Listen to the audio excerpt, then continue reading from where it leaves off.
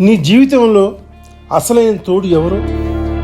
అమ్మ, నాన్న, భార్య, భర్త, కొడుక, కూతుర, స్నేహితుల, బంధువుల, బామ్మర్దుల? లేదు, లేదు, ఎవరూ కాదు. నీ నిజమైన తోడు నీ శరీరమే. నీ శరీరం నీకు సహకరించని రోజున నీ దగ్గర ఎన్ని కోట్లు ఉన్నా, ఎంతమంది డాక్టర్లు ఉన్నా, జనాలు ఉన్నా ఏమీ చేయలేరు, సాగనంపడం తప్ప.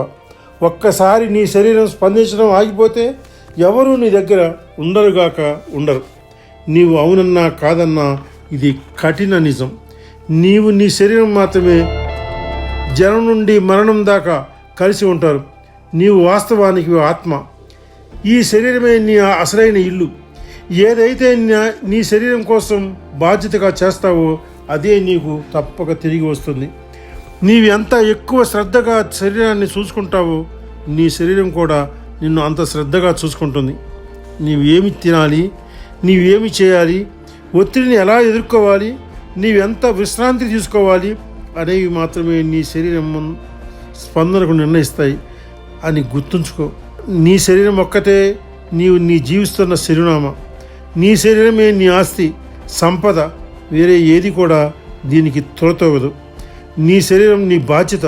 డబ్బు వస్తుంది, వెళుతుంది. బంధువులు, స్నేహితులు శాశ్వతం కాదు.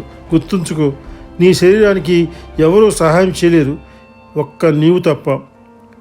ఊపిరితో ప్రాణాయామం, మనసుకు ధ్యానం, శరీరానికి యోగా, ప్రేగులకు మంచి ఆహారం, ఆత్మకు మంచి ఆలోచనలు, సమాజం కోసం మంచి పనులు.